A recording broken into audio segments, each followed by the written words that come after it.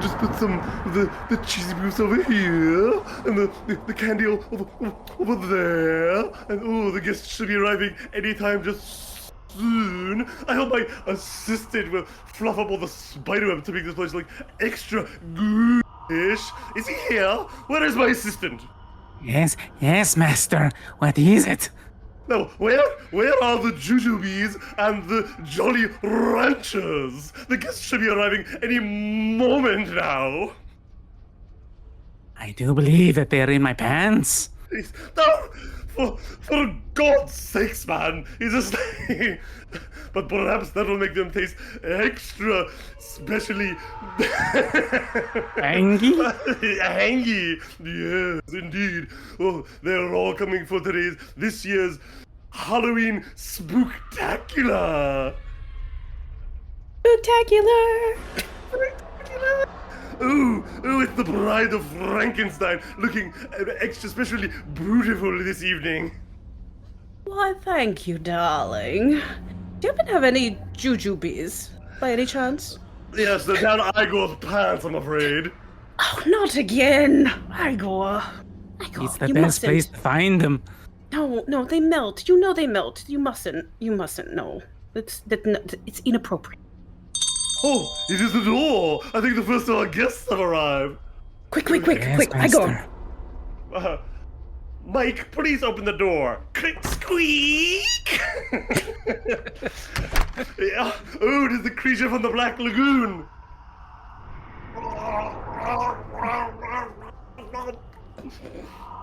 He's a little bit messy.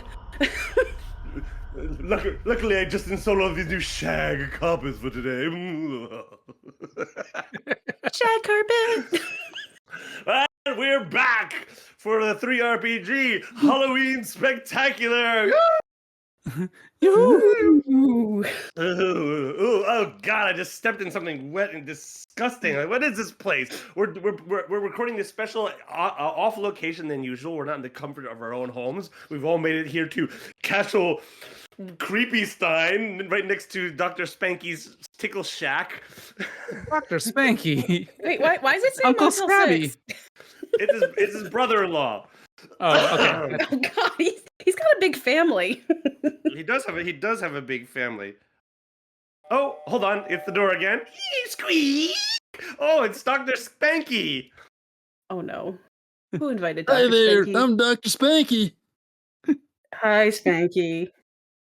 Oh, Dr. Spanky's here with all the party favors. Stop this, Spanky. Stop it. Oh, the leather you want. All right, here comes Phil from next door. Oh no, Here comes Phil. oh no. We're gonna get the cops called on us again, aren't we? Wait, I forget how Phil talks. Yeah. Check on Phil. Check on Phil. Yeah, beers on me, boys! He's not from the South? I think that was a little too swamp. Yeah.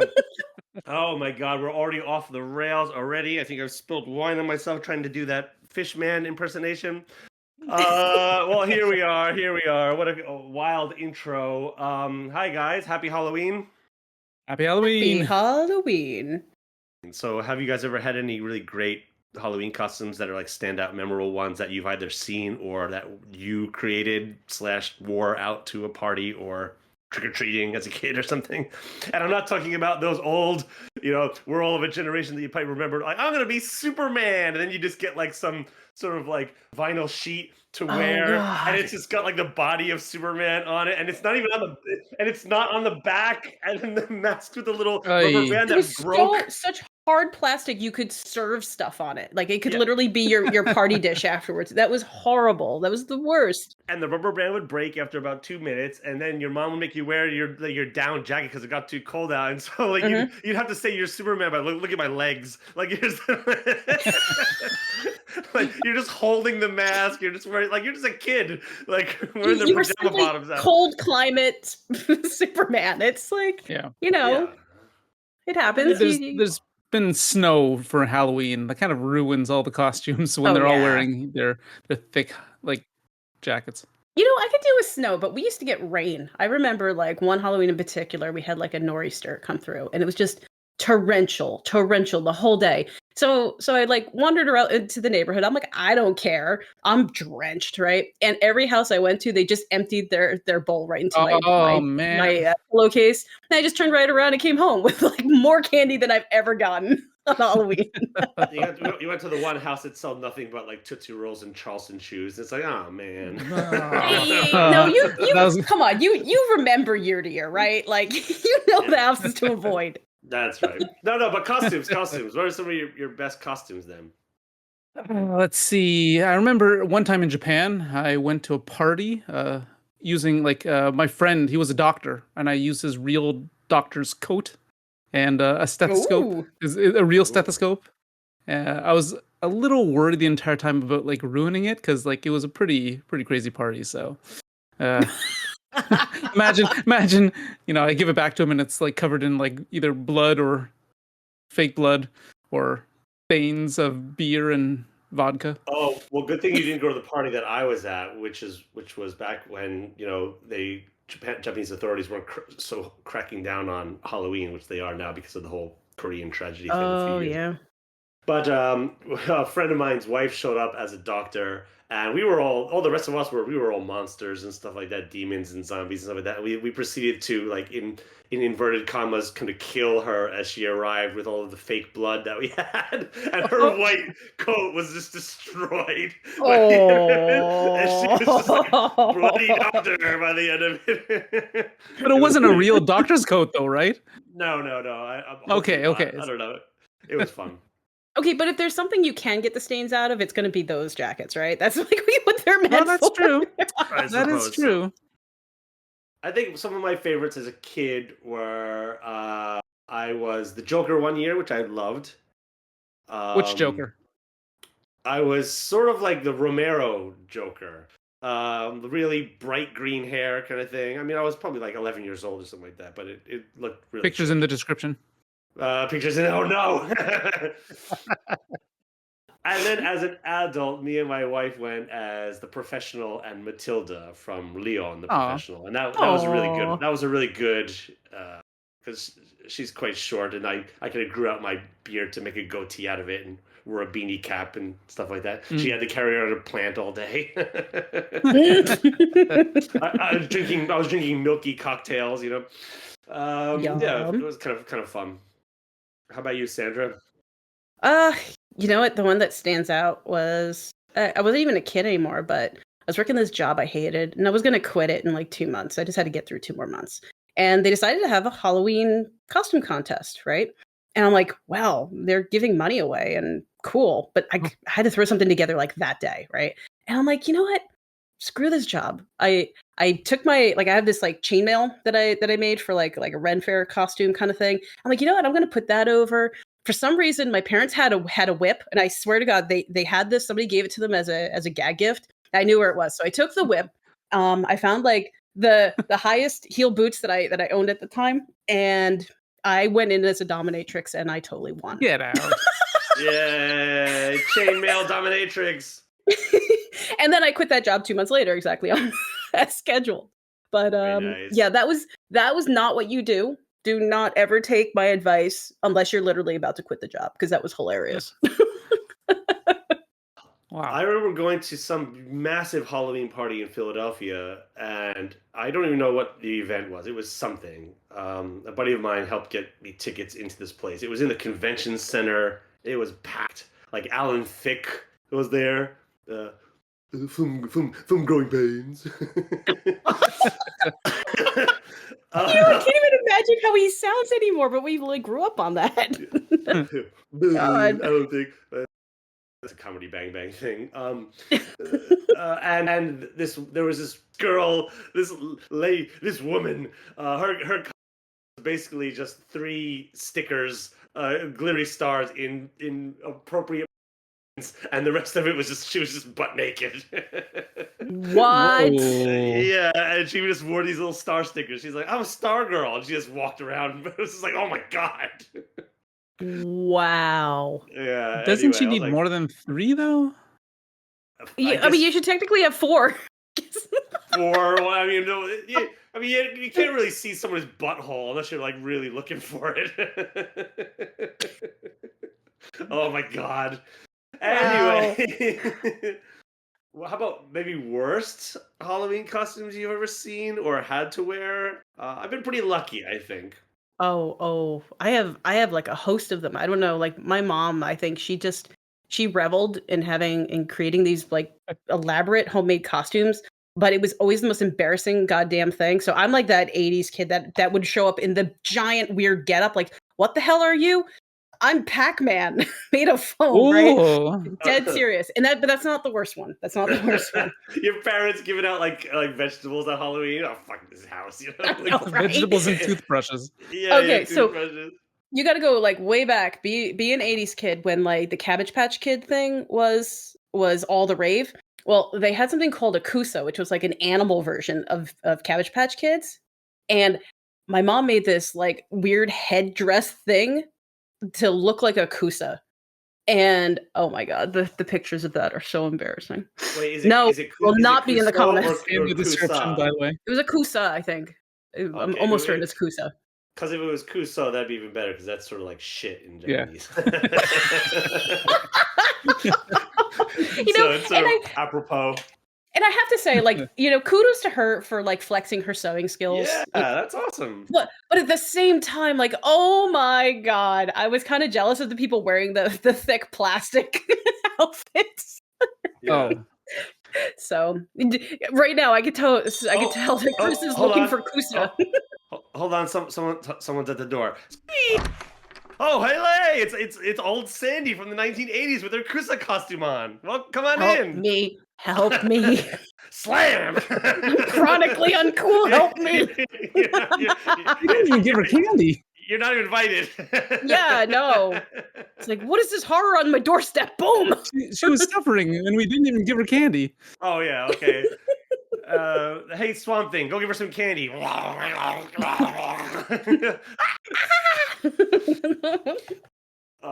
right, now I need to hear some of yours. I had my confessional. What about you guys? I think the Halloween costume that I ever wore. I liked it at the time, but it was just a costume with a mask. Don't wear masks. Masks are horrible. Yeah. You gotta wear the mask the whole time. They get all like kind of like sweaty and steamy on the inside and stuff like that. Just gross. It's so swampy.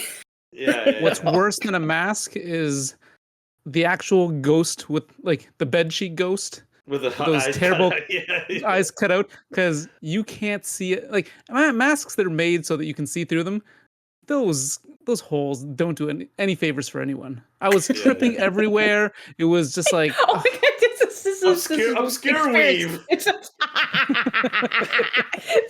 the shittier version. Yeah. Oh my god. I kind of think What we do that for free candy. I kind of think that the classic ghost sheets with the eyes cut out hole, it would kind of play nowadays as like a kind of like a retro costume. as a throwback. Yeah. Yeah. I think that would kind of work. E.T. went as a ghost with the eyes cut out, right? Totally worked for him. No. What you got to do is you got to do that over top of a real good costume. And then just Right? That's like for all the that. candy. That's all the you'll get all the candy. My friend David Danikumoto always has these great costumes. He has a 3D printing business, and so he 3D prints a lot of his costumes. And he did an entire Iron Man suit No. Oh my god, that must have taken forever. with like LEDs inside and like flashing lights in the eyes and on the wrist and the heart part and all this kind of stuff. Like wild, like really just. So amazing, he basically started it right after Halloween finished. A year before, and then he paid as much as a real Iron Man costume.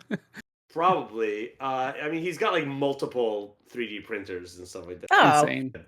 They had two of them going at the same time and all this kind of stuff. Yeah. Anyhow, let's bring it to the RPG setting. So I think on the topic of costumes, we should talk about just in game, having characters wear costumes and like going incognito if they were, masquerade balls, all these type of things, all these type of little set pieces that could be used where you've got level deeper into the RP, right? So your players are playing their character, and their characters are then playing a character within the world, right? Have you ever experimented with any of this before? I have had them go to like galas and things like that where they had to go and find costumes. And often what I'll do is I'll let them design their costumes. So they'll go to specific shops or whatever, and maybe the next session they can show me their design. And often they're all in for it.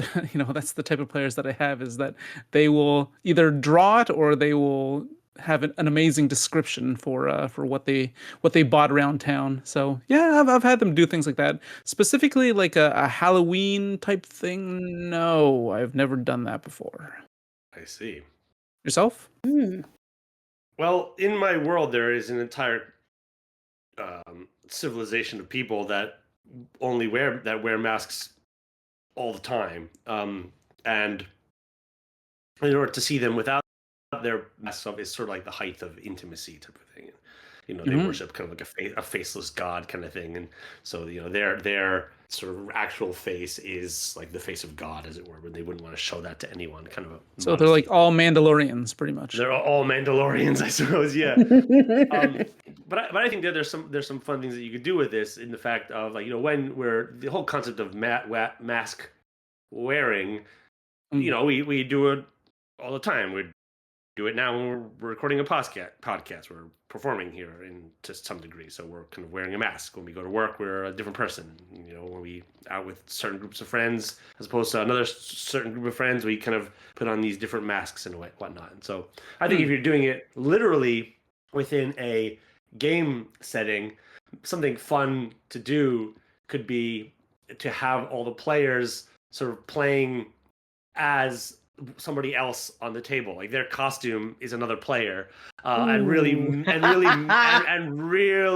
kind of like get into this sort of intrigue of like, well, but who's the real one, and get the players actually kind of confused as to sort of like what's going on, just to give them that kind of real sense of kind of like off balanceness. And I think that could be something really fun to just play around with, and then you could have a bit of fun by the wizard character trying to play the barbarian or what have you, right? We at the end of our last Cthulhu campaign setting with the Yellow King, there was a good deal of mask wearing at the end and stuff like that. In Carcosa, and everyone's wearing masks, and you can't tell who's who, and you kind of lose yourself and all that kind of stuff. And once the mask's on, you almost start to believe that you are the person wearing the mask, and there becomes like the horror of like identity crisis and all that kind of stuff, right? A mask that once put on can never be taken off, or it has such a magical property to it, such that when the mask is being worn, like as I just said, you begin to think that you are the visage of the mask or something like that. That could be a real fun, kind of scary thing to play. But man, I love that kind of stuff. Sandra, anything to add? No, just like listening to your ideas, it's like I'm feeling like how it would dramatically shift the atmosphere to be like slowly rolling into these spaces. Like the moment you have that kind of altered space, that altered reality, even to like I love it. I love for this to happen to characters that are established, because the sense of unreality that you can create through costuming, through disguise, through any of that, it's going to like it almost has like a baked in sense of like maybe even liminal space, or like it's like time just pauses in that. Because I'm thinking about the campaign that Jay just referenced, that when we were in the outside normal world, you definitely had a sense of space and time and like obligation. And as soon as we slipped into that other space towards the end, it was almost like color palettes became a thing. The costuming became more of a thing. It's like, what do you hold on to in the real world versus this altered reality? So it's more of a, like, I'm kind of seeing that if I was setting up something in, to shift into this kind of a Halloween space, I would immediately start changing the features and facets that I'm telling the players to focus on. Suddenly you're no longer worried about what street you're on and, what time of day it's, wow, everything is yellow. Everything is flowy. Like like my mind is going a mile a minute about how you would actually just completely alter your speech pattern as the GM to evoke these spaces. So yeah, you guys got my mind really going on this. I was working in the lab late last night. I think the concept of mask wearing and pretending to be this other person can just easily be affected mechanically by saying, okay, switch 2 stats around, and your strength modifier is now your wisdom modifier or something like that based on the mask that you're wearing. And during certain combat situations where maybe the party gets split and the wizard is now in a situation where he has to physically defend off enemy combatants, then he's got to put on the kind of barbarian mask to get the kind of barbarian skill for a moment. And so they almost double as like little potion perks or something like that. And then you could even, going back to episode 1, reskin hit points as a thing that your hit points when the mask is on are simply your ability to blend in and make people believe that you're the person that you think you are, in like maybe like a Mission Impossible sense. And you put on this mask of the kind of the mark, trying to pretend to be, and then as the hit points begin to go down, that's sort of like the suspiciousness of wherever you're infiltrate kind of going up. And then once that sort of 0, the mask deteriorates. Okay, roll initiative. Here you are into like like facade points, escape mode. Yeah, right. Facade points. Yeah, exactly. And so and then doesn't even require any quick. It's a quick fix, and it's something that's already built into the sheet, and you could just like run with like that and just see what happens. Play some zany things, and it puts people out of like their little there's a zone of comfort. Ooh, okay. Well, now what can I do? I'm gonna play around with this, and you're getting under the hood here. Right? Again, that has to do with like established characters though, because like if it's a one shot and you just switch 2 things around, it doesn't really make a difference. But if it's a character that's been established for a long time and then you switch things around, oh, that would be disorienting. Maybe that's a good veteran experience. players only. Yeah. But that sounds like so much fun. Well, let's take a step back then and just talk about the holiday itself, right? Now, I mean, the holiday itself, it seems like in the West, like many other holidays, where it's, the Christians just taking some pagan holiday and trying to painting some, Christian color by number palette over it, whatever. That's neither here nor there. But there's this whole idea. I mean, I'm firmly convinced that it's simply like all of human societies around the planet just simply like to celebrate things when the seasonal shifts. When the seasons shift, right? Do something in the spring, do something in the summer, something in the fall, something in the winter, if you've got the 4 seasons, whatever. And then, throw a few other ones in there to celebrate family members and pass on dead ones. And, Halloween, in the western part of the world or in North America and whatnot, kind of comes at a time when the world is dying. And so, you have these ideas of, the ghosts coming back from the dead and all this kind of stuff. And, the trick-or-treating is almost a sense of like these ghosts coming to the houses, and you have to kind of like appease them by kind of giving them the candy so they go away and what have you. Oh, actually, I did a deep dive into that, so it's even more fascinating than that. The trick-or-treat phenomenon started as let me reel this back. So in religion, in the Christian religions, the concept of purgatory, it weighs heavy on people's minds at that era of the year as well. And the way Thanks, to Dante. Yeah. You're welcome. Oh, Dante's here. No. He is not allowed in. Not allowed in. Not allowed in. Remember last time. So the way you unstuck someone from purgatory is you pray for them and pray for them and pray for them. And you keep praying until they're unstuck and the tubes are unclogged and he goes to heaven, right? Well, what would happen is that the poor would go around and knock on doors and offer prayer for food, for treats. So what you'd be able to do is not just have your family praying for the person stuck in purgatory, but all the poor people in the village would come along and offer to pray for them too. And hopefully that would get them unstuck and into heaven. So that is actually where trick-or-treating comes from. So how can we then implement some of these cultural norms that have been established by your Halloween parties, your bobbing for apples, your jack-o'-lanterns, your trick-or-treating, your wearing costumes, your decorating your house in orange and blacks and what have you, and incorporate that into someone's RPG world in maybe a more original but sort of perhaps even recognizable way? Well, I did kind of come up with like a scenario that one could use based around trick-or-treating. And I call this trick-or-treating the pain. So basically, once a year, demons will scurry into a helpless town, dressed in their most horrid and threatening garments. And they will go door to door. Is this an ad read? No. This is an idea that I came up with while I was planning for this one. So yes, Nice. they would dress in their most horrid and threatening garments. They would go door to door demanding a trick, which would be a ritualistic sacrifice or a treat, a human body part, human blood, or piece of their soul. Outside these doors, the townsfolk would like carve holy images into candlelit gourds to scare away the lesser demons. And those that are unable to appease the trick-or-treaters will suffer the great TPing of their house, which is a transcendent plaguing, a contagious disease that will rot and slowly render all creatures and materials into a foul mush. Oh. Now, for decades, the town has been, managing this night of horror quite well, but lately the number of trick-or-treaters has been on the rise and the town has been faltering. So now it's time to go to the source and finally put an end to it. So that's kind of like my pitch. Ooh.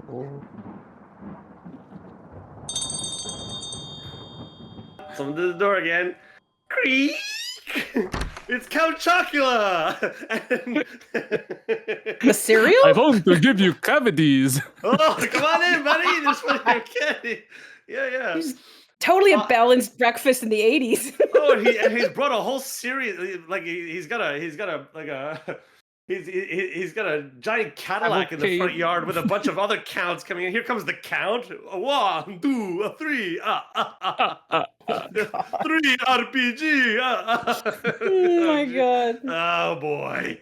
What other counts do we know? Yeah, exactly. Count Basie. Wait. No, we're back. We're backing up to the Sesame Street count. Have you ever seen the video where they bleep out him counting? Oh, Yeah, it's pretty funny. It's so damn funny. Yeah, it's so funny. Anyway, that's a great idea, Chris. Yeah. I'd like to add something with the idea of the jack-o'-lantern. So, we can go that, the light coming from the lantern is a protective element from evil spirits or not, candles and lights and dark places and all that kind of stuff. But what makes the jack-o'-lantern different from a candle is the carving element, right? And so there's something of a like the trick-or-treating element. A demon comes to your house, they knock on the door, you kind of give them the treat to get them going away. But you're sort of like making a little pact with you. Now they're going to come back again. Maybe they're going to want even more next time or something like this, right?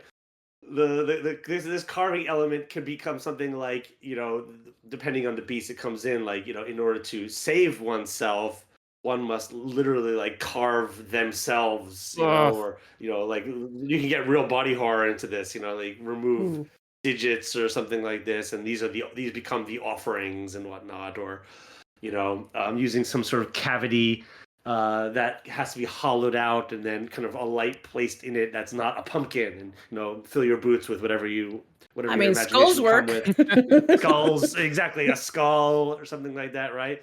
And it's gonna be a skull from somebody who's like lived within that year or that moon cycle or whatever you want to do here, and that can be real fun, kind of twist on the Halloween thing. How about something like as simple as probably one of the most disgusting of Halloween candies, which is the candy corn. All right, I don't think it's the most disgusting. It's up there, but it's like edible if you're having a sugar low. I'd say that's a pretty low strata. Like one or two candy corns or something like that. Yeah. What's an idea that we could implement something like candy corn or like a candy element to? They do look like. Candy corn to me always look like teeth. Yeah, they're teeth. They look like absolutely teeth. There we go. This is great. Yeah. So, and teeth that you have to eat. Oh. All right. So this. So what you becomes do like is you buy them. You buy them the year before on like clearance, right? Save them all year, get them nice and hard, and then give them to your players because you're sadistic. Well, I'm just imagining some sort of situation like in an Underdark where maybe things like typical physics don't work the right way, right? So you got like different gravity, or the air pressure fluctuates, and you're in this weird place where it's almost like you have to breathe underwater or something like that. And the only way that you can do that is to really crunch down on these teeth. And so then you gotta like while you're making your way through the dungeon, you've actually got to like not only hunt these creatures down, but then like extract their teeth to eat in order to survive. And then to make things even more ghoulish, these things just happen to be like the cutest little things ever. Oh, like, they're completely benign, and they've got these like little big like Pokemon, and like smash. God, that put me in mind of the duck eggs with the ducks inside. Oh god, the balut. Yeah. Chicken. Oh So that could be a really fun. Hey Totoro, can I have your teeth? Then? Yeah. God. All right. How about the colors? And let's stick with. I mean, it's easy to do a lot of things with colors, but let's stick with your classic orange and black, right? And try to remove it from, say, like night, the long night of the oncoming winter, and orange being autumnal harvest / pumpkin / whatever, right? How do we reframe the sort of visual, colorful metaphor of Halloween for an RPG setting? Well, we could always talk about the Orange King, but the King in Orange, but the King in Orange, yeah. But that may be a little bit too controversial. Well, that is like there are these clay mines nearby, of which the workers of the clay mine happen to sort of get this. Whenever they return from work, they're caked with this sort of like reddish orange kind of balm all over their skin, which then starts to turn caustic based on like infection of water supplies or something like that. And that could be a really interesting thing. And then and it starts off as orange, but slowly begins turns to turn black. Black. Yeah. And as this happens, these people who are infected with this disease, like a black plague or something like that, orange to black plague. Orange is the new black plague. I don't know. Begin to find themselves like with one step in the spirit world and getting pulled towards this world of the dead kind of thing, right? And then the players have to come in and then find the source of this plague, which is like the infection water supply, which is like upstream. There's some maybe hag doing experimental spells that with candy corn, and it's siphoning downstream. And you get a real good kind of Halloween one-off with that, I think. Well, and you get a good ticking clock from it too, especially if you have this like color shift, and if one of your players now starts getting some of this orange to like, you're like, oh no, you are screwed, and we really need to solve this. So anytime you can get that ticking clock element in there, ooh, I like this. You could even pre-make a few kind of colored index cards that start with like a really bright orange and slowly drift toward a complete black one, and start handing them out. And this is what stage you guys are at, just as a visual thing, and what color the scabs and the sores are on your body and what have you. Truly scary. That's kind of where I went. Okay. Well, let's just do a quick break. Okay, well that'll be it for part 1. Let's come back and talk about psychological horror and maybe a little bit more of Halloween history. Ooh. Oh god damn it, Dr. Scabby. Dr. Scabby. Dr. Scabby. Uncle Scabby. He went to school, okay? Respect Dr. Scabby. Yeah, he went to Scabby school for 8 years, for God's sake. Give him some credit. Yeah. He's well respected in his field. He's well respected. He's well respected in his field. Oh wait, someone's at the door. Who is it? God, you gotta fix that door. It doesn't seem like anyone's here. Closed door. Hit forehead. Oh, the invisible man. Oh, God.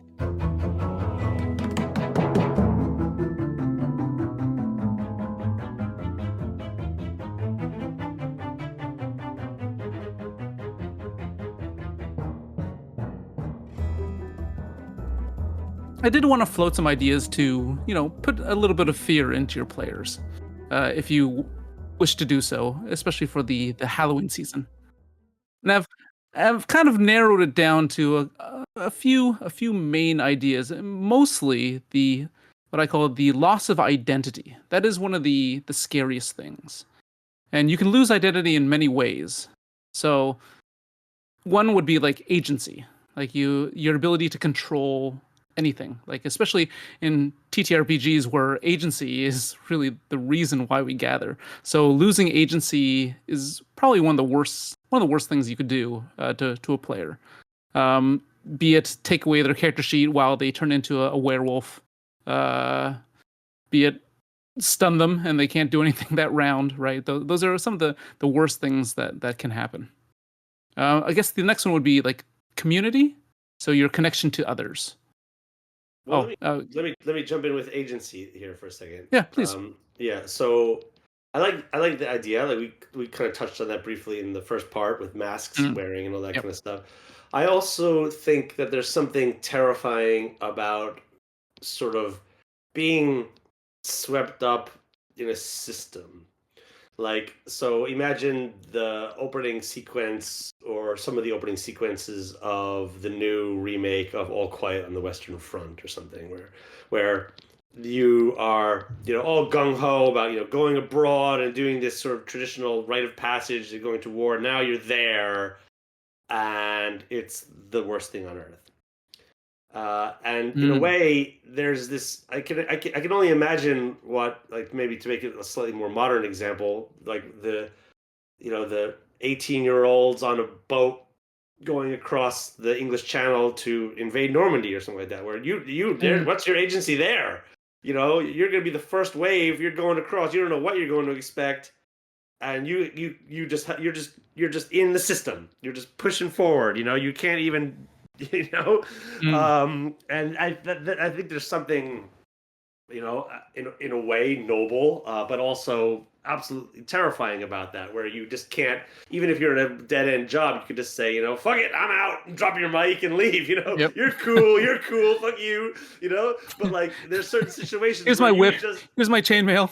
Yeah. Here's my whip. Here's my chainmail. Here's my starry stickers. Rip. Ow. They won't get that reference. Yeah. But like maybe putting players in a situation where they know there's a battle off in the distance between dragons and liches or whatever it is, and then you're slowly making your way to that place, and now you've kind of, there is a Rubicon that's crossed at a certain point where there's kind of no turning back. And it's like, we either live or we die. And even if we live, we're probably going to be changed. And then that's sort of like, that I think gets at the terror of losing agency in a way, right? Like Frodo in the Ring and all that kind of stuff. There's a certain point when, there seems to be a certain point early on when he could just say like, no, he could decline the call to adventure. But then there's a certain point when now it's like, there's too many people counting on me. There's too many things I got to do. And oh no. It's already changed him enough as well, right? It's already did. So I think that also you can do that. You can do that as a GM. You can get your players to feel this sense of like, we're in a situation now. And I think we kind of had that a little bit last week with our most recent adventure, where they were in a Vietnam environment, and they just got to a spot where like, we're in it now. We can't just go home. You can't just go home now. And that's scary. There's no good options, and you just got to choose the less bad one. Yeah. So, all right. That's going into agency. I guess the next one, and again, you guys can jump in at any time, is the loss or losing one's community. So your connection to others. So certainly themes of alienation and isolation are very strong for this kind of level of fear. So are you talking about specifically like community turning against them or being invisible to the community? Because I feel like those are two, like they're in the same, realm, but they have distinctly different like RP features to it. Well, so this was more of a kind of a broader term of like losing one's community. It actually kind of refers to both of them in some ways. Because I can see them going in very different directions. kind of decoupling, kind of isolated. Becoming isolated. All right, so being isolated. I have a great example, by the way, for anybody who wants to try to evoke that feeling.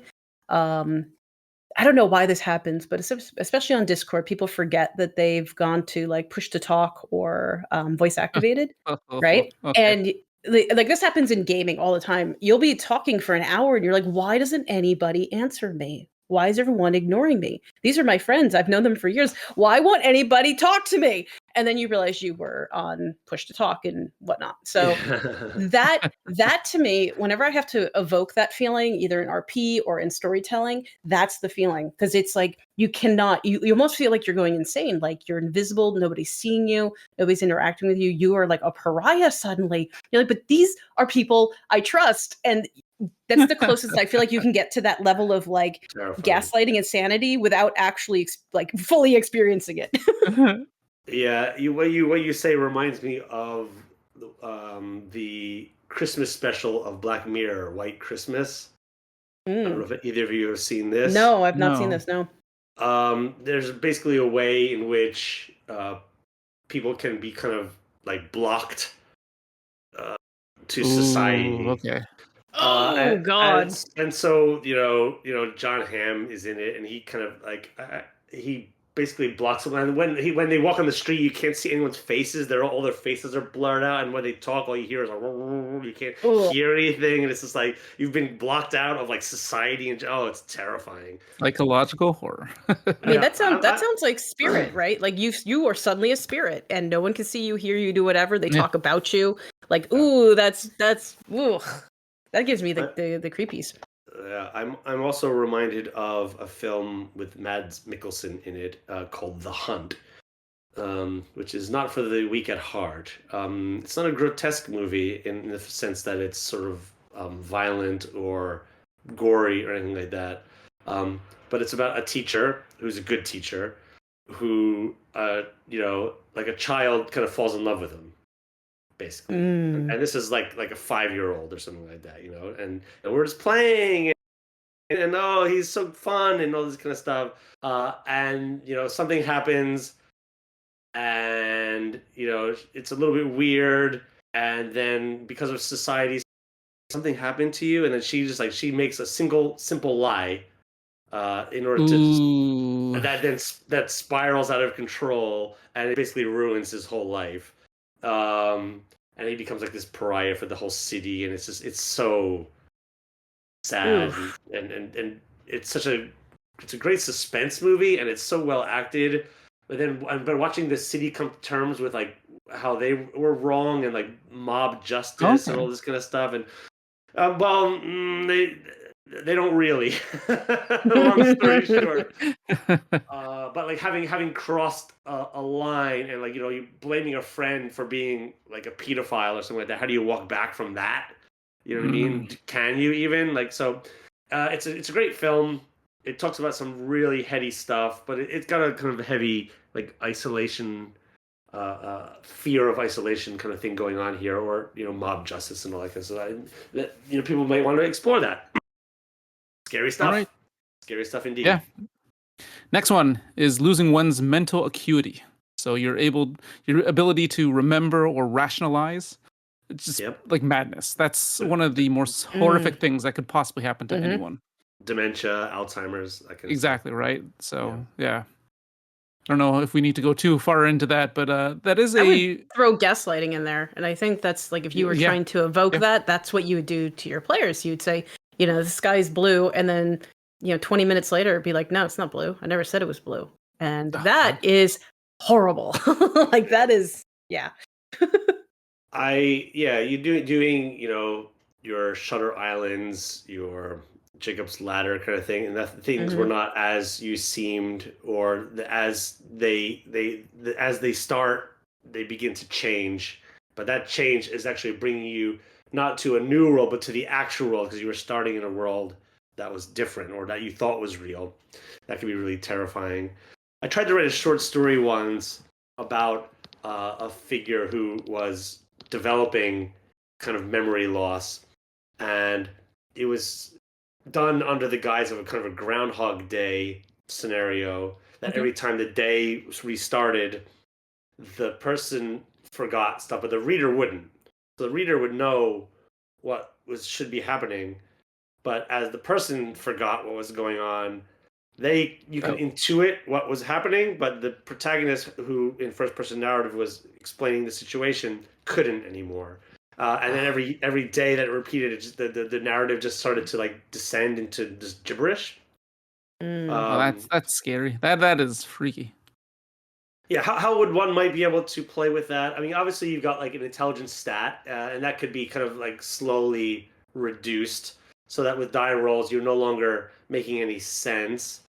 I think I've tried this with some of my own designs, wherein you can't, like, you make rules on the player, like you can't say things directly, or you play basically what's like the game taboo essentially. You can no longer say these words or something like that, and then that causes like some difficulty. And just in the pauses enough elicits the idea of memory loss. And I think you can't use the letter E, like right, that book, right? Right, exactly.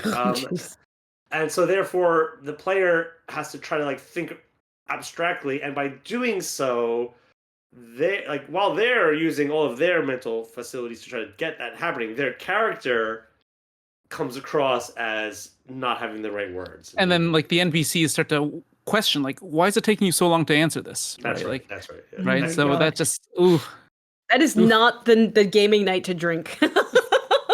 Jeez. Or it is. I've always wanted to do something where there was like some sort of chemical that could make you forget things, and then you'd get back to like base camp or whatever, and people would be like, "Are you okay?" And you're covered in like scars and wounds, and nobody remembers having a fight, but you did have a fight.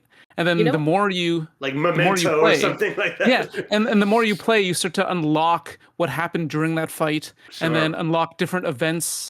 Like as you slowly regain your memory from what happened. I've always wanted to try something like that. I have a system for that. Like I've thought about doing the same thing. So what I always imagined I would do is write down the essential clues to figure out what happened to the person. Like they wake up beaten the heck in a ditch and missing something important, right? So what you do is as they progress through searching for the story, you give them the clues but sealed, right? And at times they'll make mistakes and you just take one back, right? So they've never seen the clue. But the more they gather, by the end, once they think that they've probably figured out enough of them or have got enough of them, they open them all up and try to piece it together at that point. And it's the player or the group's agency to decide, this is the time. I think we've got enough. Let's do it. And they won't lose those clues anymore. But did they get enough of them? Did they have to now do more dangerous things to get other clues and et cetera? So, yeah, there are a few great board games that use that mechanic. Holmes and Watson is one. Consulting Detective is another one. Where you're in Consulting Detective, you're pretty much going against Sherlock Holmes, and you're playing this game, and you're going down and using like several books and newspapers and trying to track down clues. So good. Right? It's great, isn't it? And until you decide amazing. That you feel like you've got the answer, and then you're almost often always wrong. But the fun of the game, we won a couple times. Did you win? But we won. I was there with you. The fun is like your mind kind of fills in the gaps, and you create these kind of cockamamie stories, and that's the real fun of it. I think if you wanted to do memory loss mechanically, another fun thing you could do is you have your sort of player to player chatting with each other. That is fine. That's sort of just like plotting. But oftentimes in my mind, there is a distinction between when players are like kind of talking to NPCs for a kind of like RP moment, or when they're talking to them for like sort of like a functional moment, i.e. it's like to get a clue, to progress the story, to do X, right? And in those moments, you can have the player roll, just like have them roll a fate die. If it's a plus, the message that they intended is gone across. If it's a nothing mark, maybe it's ambiguous. If it's a minus, the opposite meaning. Like even though they said it appropriately, like as a player, their character maybe said something completely different, and now you have to do some charisma rolls to see if they can kind of like, kind of get themselves out of this now faux pas situation, and you can start playing this. So they're kind of working against themselves in this way, and that can be kind of fun. All right, what else you got, Chris?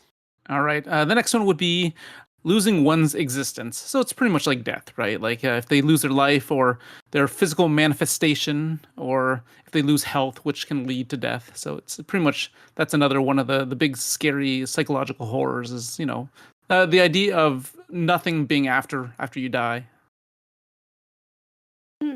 Okay, so I think you're combining That's kind of two the most things base there a little bit. Oh, okay. I think you've combined like death writ large as like I'm gonna die. Yeah. But then also non-existence. Yeah. Okay. I put a little bit of a distinction between the two in a way, right? Okay. Explain. Right. Okay. So like, if I'm just gonna talk about death, like what in a game can become terrifying is the idea of creeping death. So like, the longer you're in this place, you're gonna lose a hit point every round, no matter what, because like the air is so toxic and death is coming. Right. Okay. And so now you've added ticking clock elements. You've added like, we got to get here out fast. So death is the fear, but it's not the fear of non-existent. It's the idea of death. Right. My character might die in here. I could be reincarnated. Maybe somebody else could come back, but it's scary because of the fact that I could die, and maybe my body will just be in here forever, trapped as a ghost or something like that. You see what I mean? Kind of. I think it all kind of leads down to the same idea of not existing, though, right? Just find it like similar to like, okay, I'll lose an arm, and now I'm not gonna have an arm anymore, and I'm worried about that, right? I'm not gonna have my body anymore, and I'm gonna be a ghost, right? I don't see it the same as non-existent. I see the fear of non-existence has been placated by religions ever since the dawn of man, right? You say, don't worry, you're going to die. You're going to go off and, play table tennis with your grandma, who for some reason in your heaven is going to look like your grandma. You know what I mean? Is that what yours looks like? No. Like, why would grandma look like grandma? You know what I mean? But if I go to heaven and my grandma looks like 18-year-old grandma, that'd be fucking weird. I'll be like, hey, grandma, hey, hubba, hubba, hubba, whatever. Whoa. That's not heaven to me. That's like in a hell, actually. So anyway, so anyway, the fear of death and fear of non-existence are different in my mind. But I can see what you're talking about. I think it really depends on what you define as like non-existence in your campaign or in your world, rule right? set matters here. Yeah. Right. So if everyone who dies becomes a ghost, then just normal death is not going to be a thing. But if they die and there's no coming back from it, not even through resurrection spells or miracles or whatever, then that really makes the fear of non-existence huge.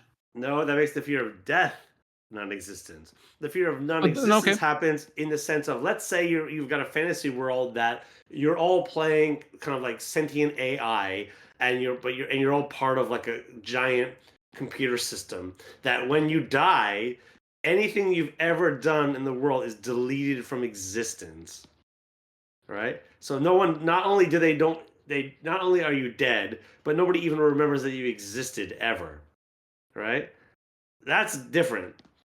That's non-existent. So, and this is where I'm trying to draw. Like, maybe I'm being a little bit pedantic here with it, but I think you're drawing several pathways that you can go at once, because I suppose so. Yeah. Lack of legacy is you'd live your life completely differently if you had a lack of legacy. So we're on several paths at once here. Okay, well, you like, this is the semantic argument. Like, you're calling it legacy. I'm just calling it the lack of non-existence, because what is existence in a sense but legacy, right? And the memory of you that lives on in a sense. Oh, right? wait! I gotta unpack that one. Like, I worry as a living being about death, but I don't care about like my existence after death, because I'm dead, right? But like Enjoy the free corpse world. Yeah. If we do what Your you want with me. problem. Like Louis C.K. has a whole bit about that. Put my body in the room. Let people with sexual deviance have their way with it. I don't give a fuck. You know what I mean? Maybe it stops them from doing things to actual living people. You know what I mean? Like like outside of the box thinking. It's a Louis C.K. bit. It's wonderful. Anyway, so yeah. I feel like I'm accidentally derailing the argument here, but I think it is scary. Death and non-existence are both scary, and you could lean into them. But in D&D, it often comes across that death isn't scary, and so it's important to like kind of make it scary again, right? Yeah, saying like that if you die and you come back as a ghost, but then you die as a ghost, then that's the end. That's like Then you really suck at living if you die twice. I'm gonna go out on a ledge here and a kind of gameplay / mechanical element that one could add to character death that might be interesting. Okay. If you want to make death permanent. So, if anyone who is into board games ever has played a legacy game will know that one of the most difficult things about playing a legacy game is not playing the game over and over again. So legacy games are when you play a board game over and over again and they tell like a story and you kind of like open up boxes. Like the game Pandemic has this thing where you play the game once and based on whether you won or lost, you open up a box, and then that changes the game state for the next time you play the game, and it kind of tells the story. So you're playing like Monopoly over and over again, or Pandemic over and over again, but it becomes like you're putting stickers on the board, you're taking cards, you're removing cards from the game, and one of the things that you do with a legacy game is sometimes that element of the game you just destroy. And it's because legacy games are one-use plays. Like you buy these boxes that have all these little chambers that like only open if something happens, and you're not going to use all of the stuff in them. And throughout the game, you're going to take elements of a board game, of a product that you bought, and destroy it. And people who own board games, it's hard to do that, right? But what makes a legacy game kind of liberating in a way is the moment that you say like, okay, tear up that card. That card's no longer in the game anymore. And you go like, oh, you do it, and then you throw it in the box, you throw it away. Because you're following the rules of the game, right? So when your character dies, you destroy your dice? You tear up your character sheet. Oh, okay. And destroy your dice. Oh yeah, sure. Go one step. Go one step further. Not my dice. Well, see, exactly, right? You don't want to lose your dice. I'll destroy all that candy corn on the table. Now, don't destroy the candy corn. Wolfman's really enjoying it right now. Oh, God. Foul. Or now you've become a 4th edition D&D character. No matter what, you have to use that rule set. We're like the 3 sober people at a drunk person party. All the monsters, the room going man, crazy. It's crazy. It's crazy over there. Yeah, we're talking crazy, philosophy over here. That's right. So no, I wouldn't say the GM grabbed the sheet and tear it in pieces, unless maybe it's the one-off, because that could be kind of fun. And if it's towards the end of the session, it's very dramatic as well, right? Yeah, but if it's a campaign game, like you maybe that could be a session 0 talk that you have with the players. This is what happens. You do it. Oh man! You don't gotta tear it into little pieces, or maybe burn it. Who the hell knows? Yeah, that could be really, really fun. You set it off onto the ocean and just like burn it, just like a Viking funeral.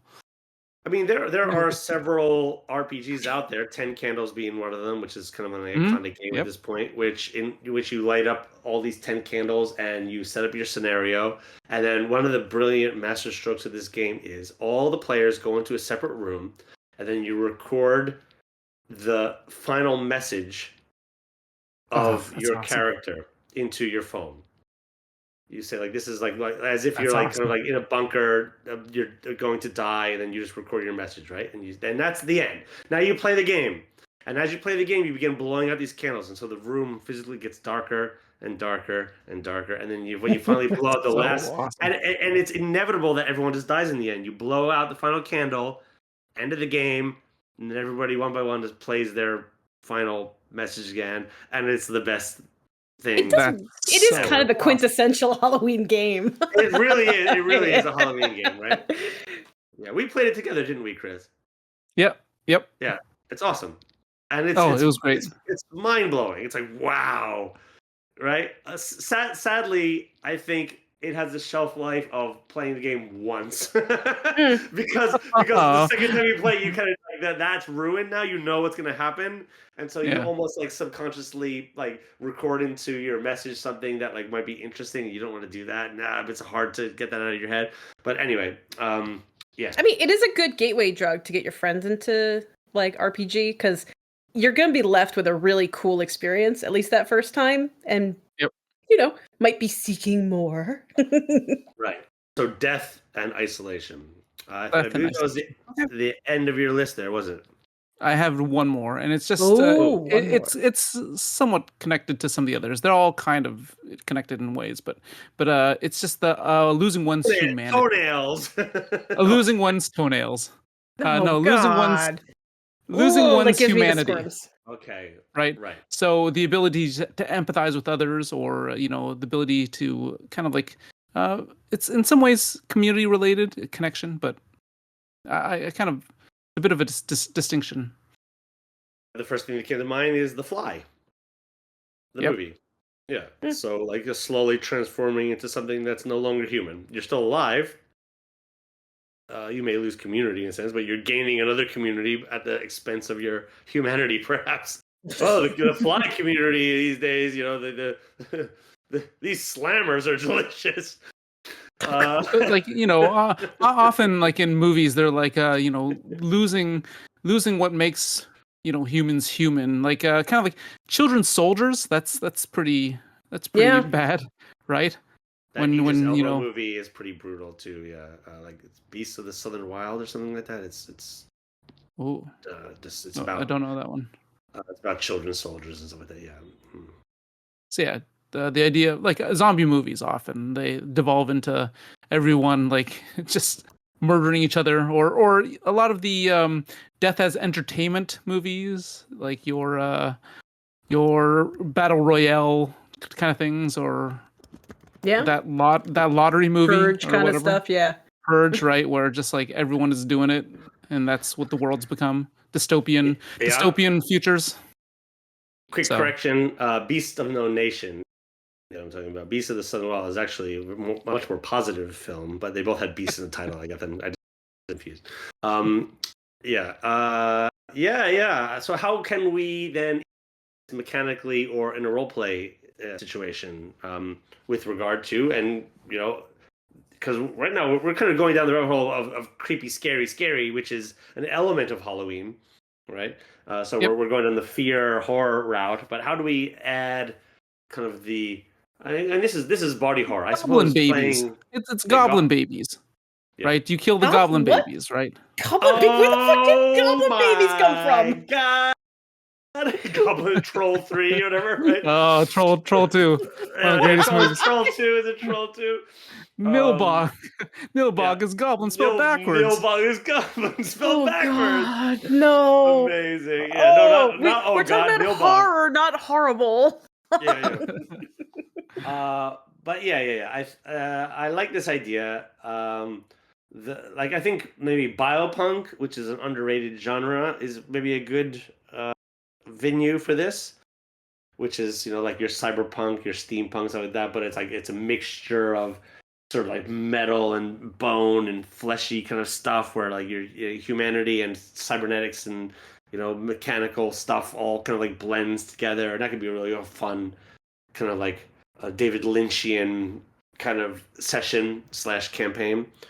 But let's say you're doing your typical like fantasy campaign / modern campaign. How do we add the loss of humanity effectively / mechanically, storytelling wise, or dice stats wise?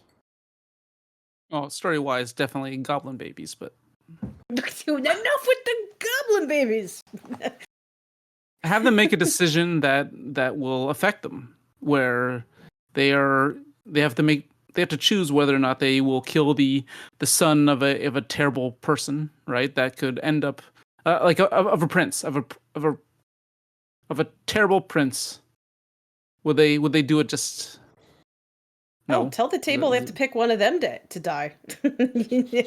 Yeah. That's Okay. that's horrible a by better the end of a example, I think. one-off. I do feel that I do want to make a comment, but I do feel this is on the fringe of what we're talking about. Maybe I'm misinterpreting the point. I do like a few sessions ago, Sandra, one of your characters made a pact with like an ancient demon, essentially, to get a new skill. New shiny. With the caveat that you bring back like a human sacrifice, which, for lack of going all into the details, turns out to be most likely your unborn child, that you're carrying with you based on an interaction with sleeping with another player of the group, so that's got a little bit of horror to it right now. But yeah, especially when she, like, playing her as she was, she thought that she would just be able to just drag some criminal back or something, and then it's like, nope. And she's like, well, I'm not gonna get preggers, so I'm fine. Because magic doesn't only affect the body, but it also affects the mind, which is part of the body in a sense. So we're not going into dualism and all that kind of stuff. But so I interpreted your question early on as just like one's, like almost like cancer, the moments before death, like watching one's body just slowly fail them, right? Like the hair falling out and like getting weak and all the horrific things that happen alongside an illness, right? But maybe that's not what you were trying. As a loss of humanity? Yeah. In a sense, right? For me, I think that would be more about like, the loss of existence or mental acuity, right? I see. But I see. But for humanity would be like, changing the innocent in some ways. Okay. Yeah, good stripping off the rules of society and coexistence and just becoming animalistic and selfish and. I see. Okay, yeah, I was on a total different wavelength. Well, then I add that as another one. Then like losing oneself, not on a mental level, but on a physical level, perhaps. Like to go back to a previous discussion that we had before. Yeah, scary stuff. So, I present to you the scariest concept in my opinion. All right.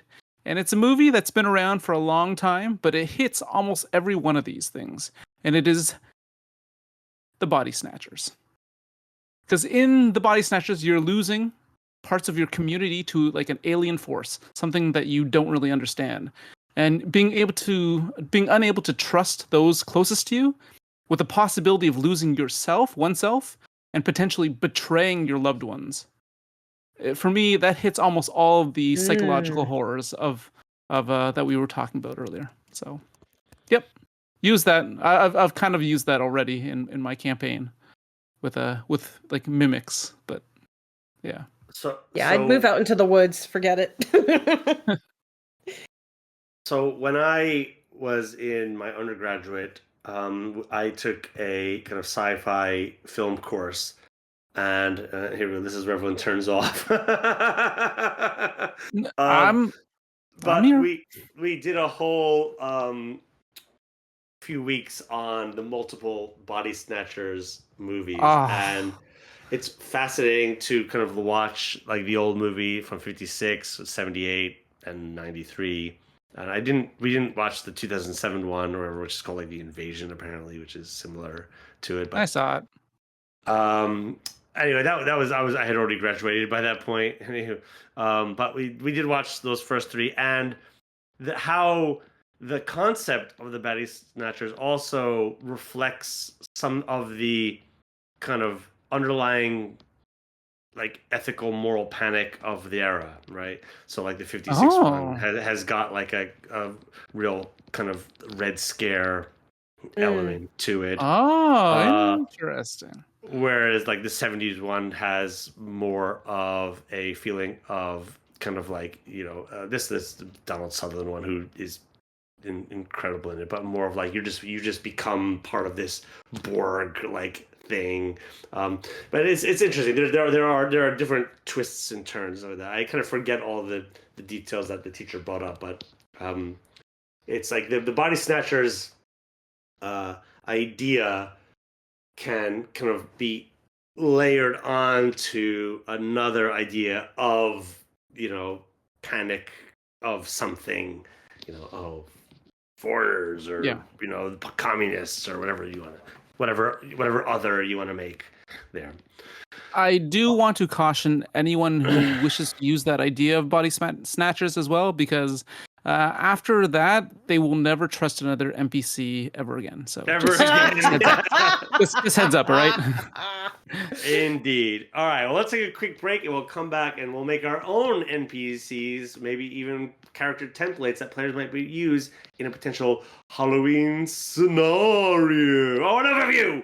You guys, No. this is coming over. It's bump.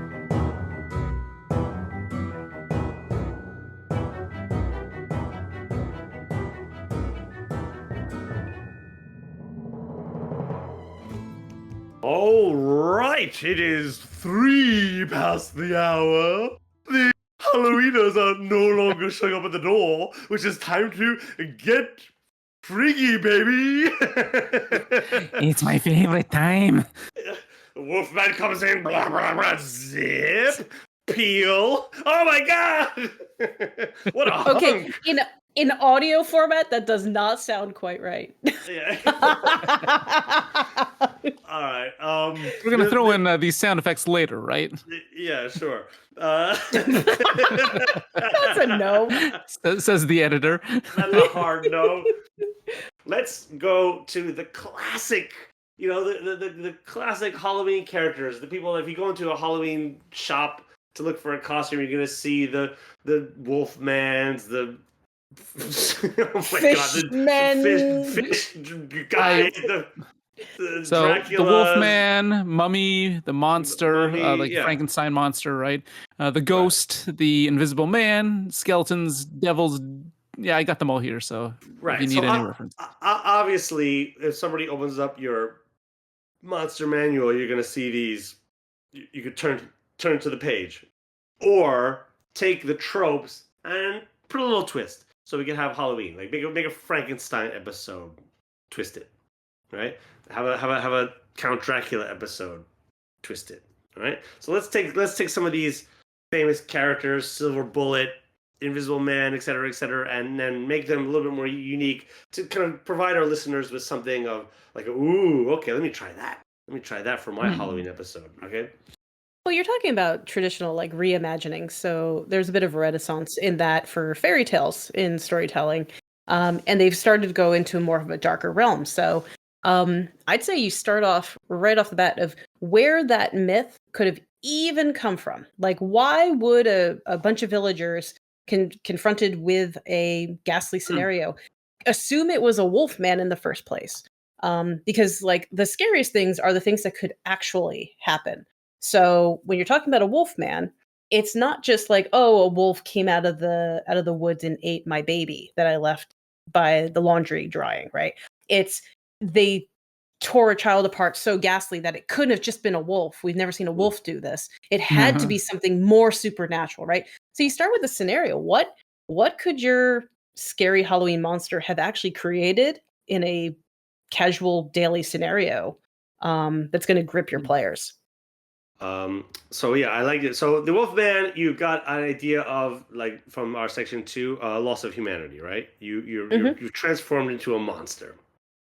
Right? And agency, loss of agency as well, usually, right? And agency, right? So my first pitch is abandon the wolf. It's not a wolf. It's anything else, right?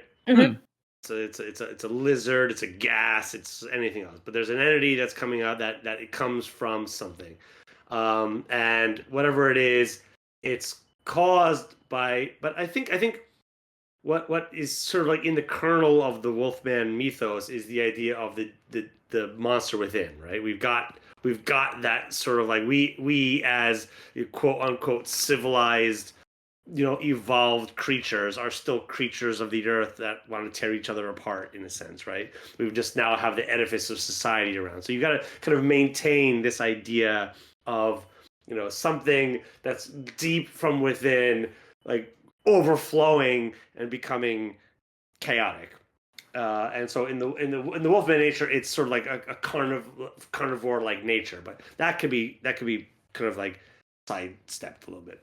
Chris, Certainly, for me, the scariest part of a wolfman is that if one bites you or scratches you, you also become like zombie-like, right? Like, if you're affected by it, you also the contagion effect of it, right?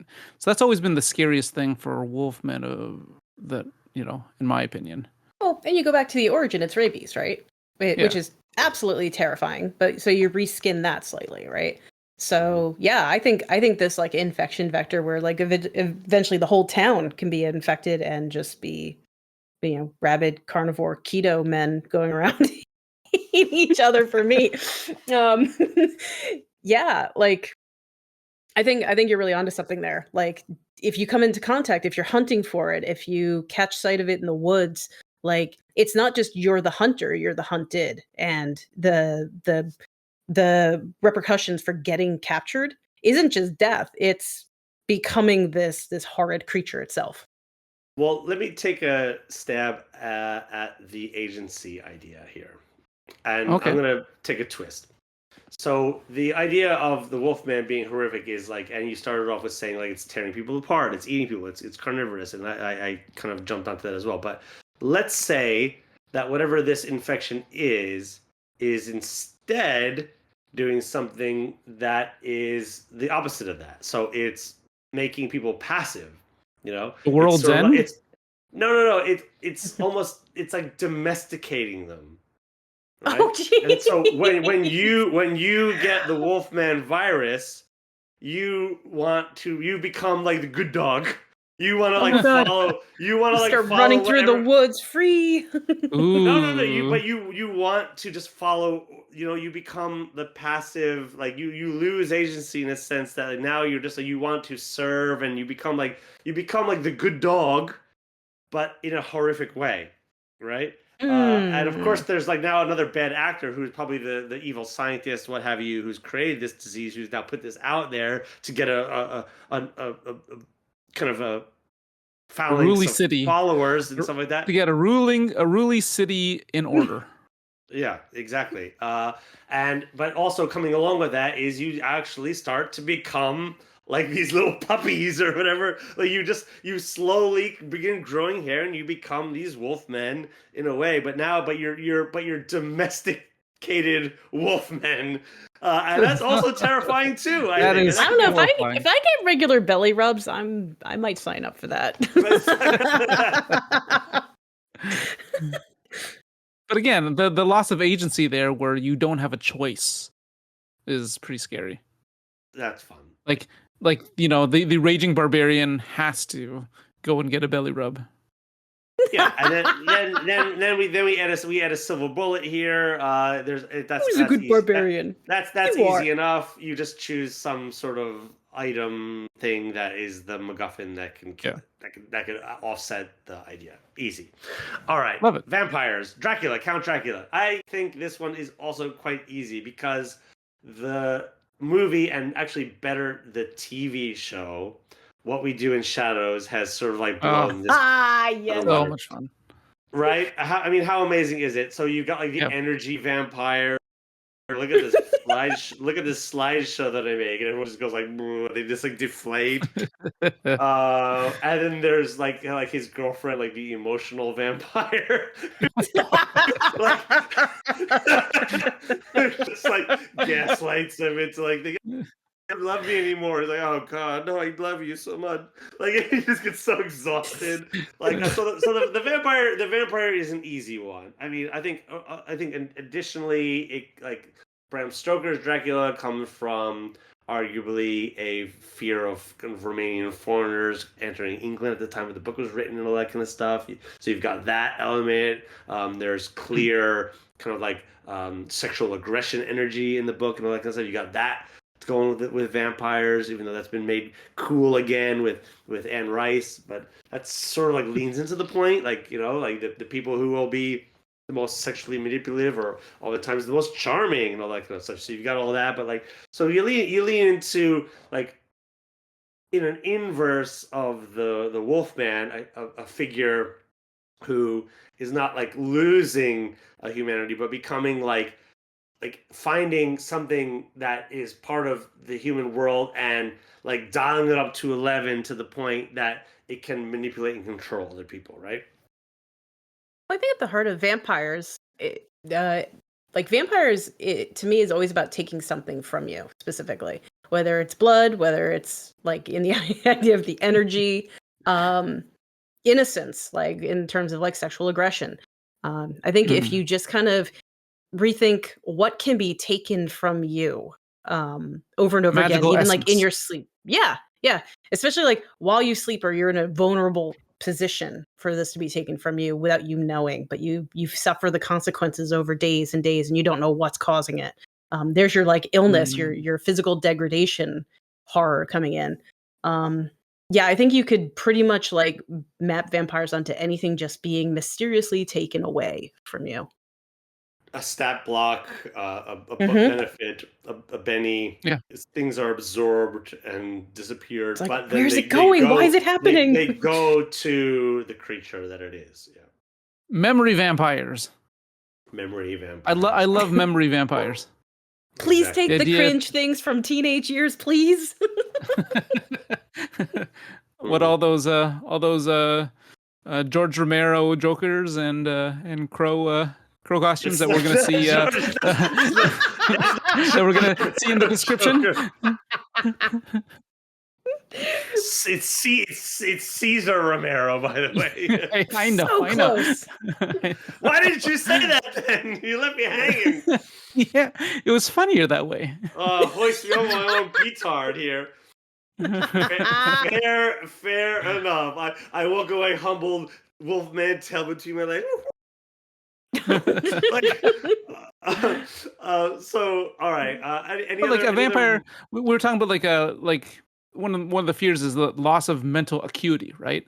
So certainly a vampire that can take that away, right? Ooh, that's a pretty freaky thing to begin with.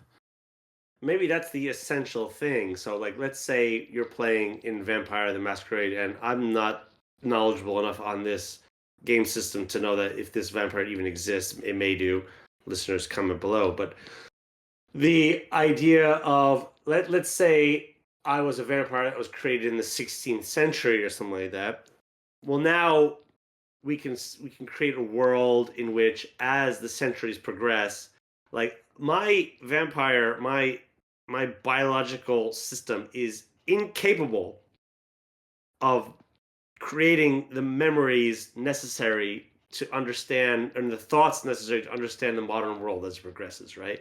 That is created by, people being born to new parents over the generations. And it's sort of like this evolutionary cycle. But now, as a creature that has sort of removed themselves from that cycle, what I have to do as a vampire by drinking blood or drinking, marrow or something like that from bones, or, brain fluid or something like that, is keep myself relevant. Because I don't understand what's Skibidi happening, toilet. because I have a 16th century. Wait, what? How Skibidi is this related to vampire. Skibidi toilet? Skibidi vampire. That's the name of the episode. It's kind of like the idea that you don't understand all these new lingo, like all these terms. Yeah, exactly. Yeah, as an old fogey, like, why do these kids like this shit? I don't know. I can't even be bothered. No, but luckily we can't be bothered. But like, as a vampire, you need to be bothered. Otherwise, you just become like that. You out yourself, right? So that's why you have to feed, right? So it's changing the need to feed. I've got a need to feed. To feed. Yeah, exactly. All right, so I have another monster that I want to talk about, but I want to save that one. But if you guys have another one that you want to talk and reskin, then I'll bring mine up last. Okay, I really want to know what you guys would do with fish folk, because I was scratching my head on this one. Like, yeah, okay, you're on a boat and something comes from the water, but what do? Can you do fishmen not doing a nautical? Here we go.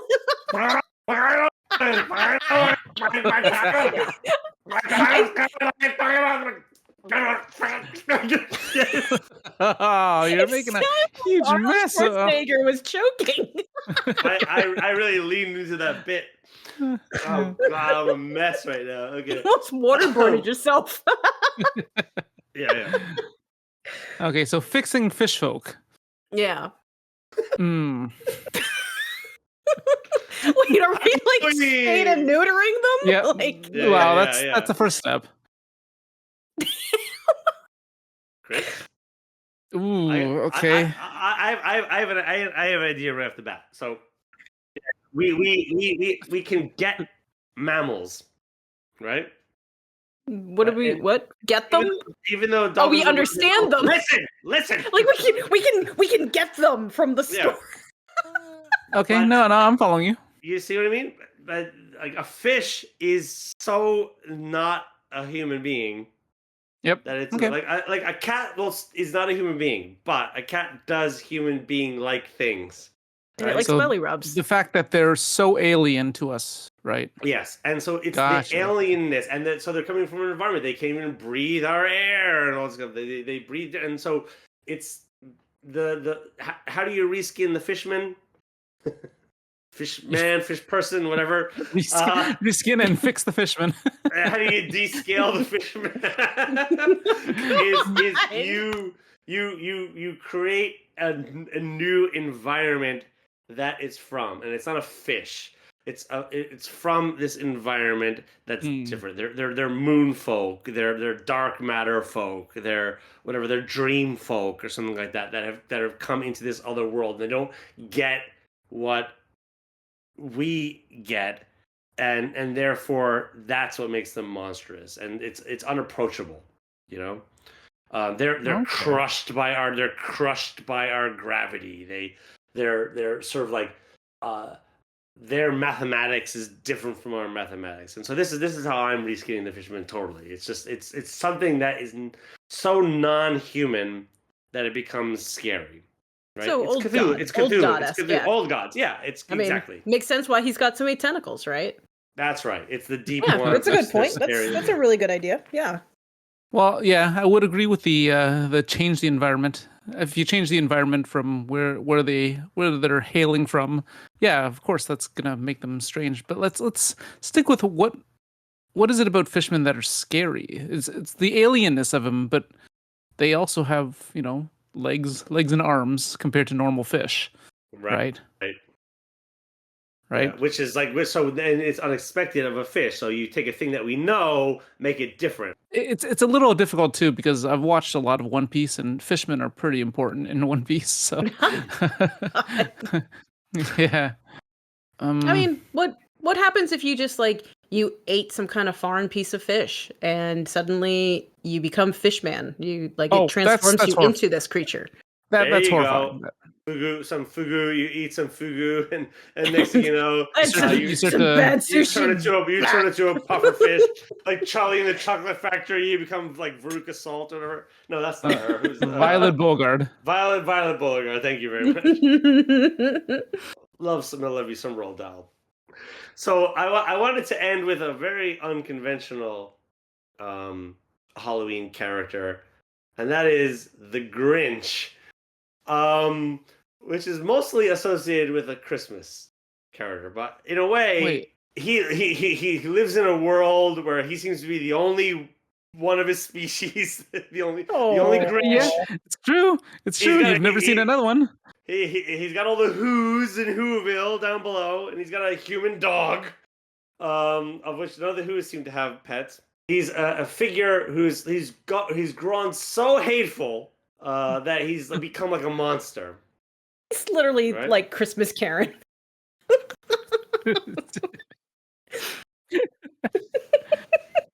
So Okay. it's you've got like at their core potentially a good person, right? Because in the end he becomes good, right? Yep. His heart grows 3 sizes too big, and maybe that could be really interesting. Where in the fact that like if you do the thing that heals this monster too much, the heart grows too big that it actually kills him. Oh, You know what I mean? God! Like 5 sizes too big, and he bursts and dies. You know? No. You see what I mean? Gotta wreck But your players. so you have somebody that like would have been good because you could imagine a prequel to The Grinch Stole Christmas where Don't give them ideas. was just whittled down to where he is, right? Yep. And they become this monster. It almost, I feel like this is almost something that would be in like The Witcher or something like that. Yeah. And then you gotta find the way to like break through the skin, the emotion process, whatever it is that's creating this evil. Huh. The Grinch Yeah. as a Halloween creature. You heard it here first. Skibbity Grinch. Skibbity Grinch. God. The Sigma monster.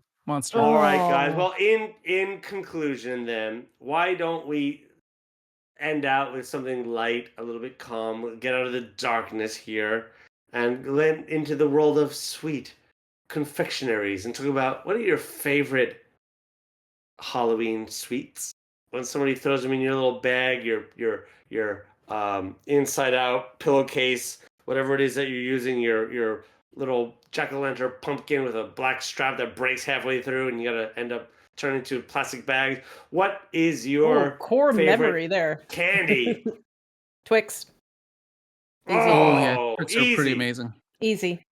I will eat every Twix out of that assortment. I will over the course of the next like several weeks after Halloween. Yep, Twix, all of them gone. As a Canadian, I have to promote our coffee Coffee crisp. crisp. I knew it. But yeah, coffee crisp or Mars bars. Mars bars are pretty awesome. Yeah. Wow, you guys both went like I'm not a chocolate guy. See, I'm a caramel person specifically, and that goes with chocolate. Okay. You need to enrobe it in something. Yeah. If I had to choose, I liked whatchamacallits, but that's like a lot of nougat, I think. Yeah. I think was a sweet tart / Jolly Rancher guy. I like the wow, you went straight sugar. I like the sweet sour stuff. I have very bad memories of Jolly Ranchers. Yeah, I'm not a Jolly Rancher fan. I like the sweet sour. Like Sour Patch Kids was the thing we could get then. Like I literally just ordered Tahine peach rings, gummy rings. I found out that that's a thing, and I immediately ordered them. So literally ordered them before we tape this. Well, before everyone turns off this podcast because we're just talking about bullshit. Everybody's gonna turn it off and go order those gummy rings. Coffee crisp, people. Coffee crisp. What's a candy that they can input into their world right now? All right, it's called the Oozy Boozy Gelatinous Cubie. Oh my goodness! I don't even think that needs an explanation. Do you have an explanation for it? You feel the tipsy burn of the Oozy Boozy Gelatinous Cubie. Yep, there you go. Wow. Yeah, I'd fall for whatever curse is attached to it. Yep. I think that's as good as it is. Yeah, you win. You win this one. You win this one, Chris. Drats you. Oh, but hold on, everybody. We gotta end this party somehow. Get out. Wait, what?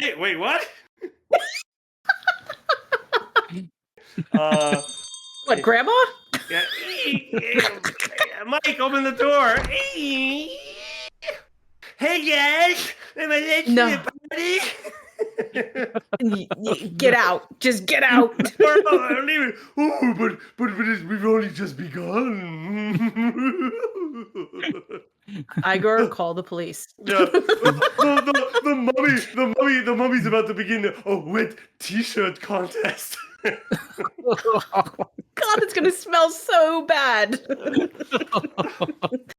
Don't get him wet. Don't get him wet.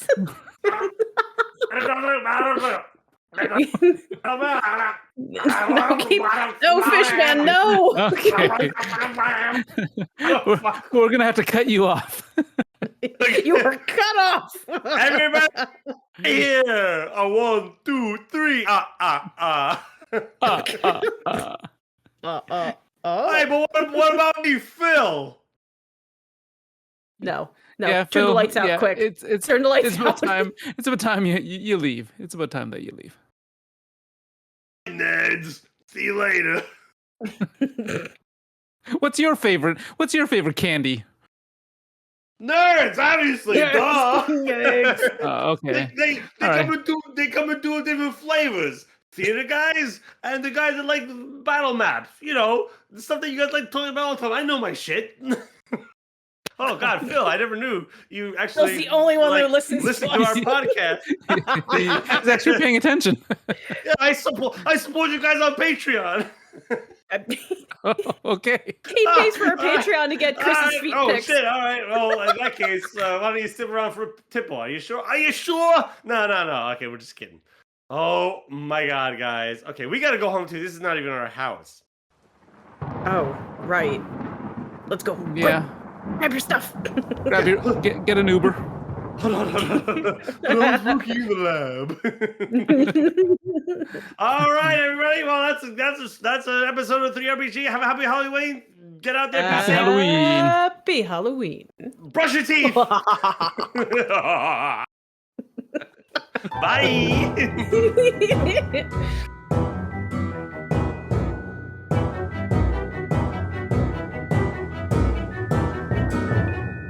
The 3RPG podcast is produced and performed by Sandra Rosner, Chris Takasaki, and Jay Underwood. Music and audio editing, mix and master done by Jay Underwood, and art by Chris Takasaki.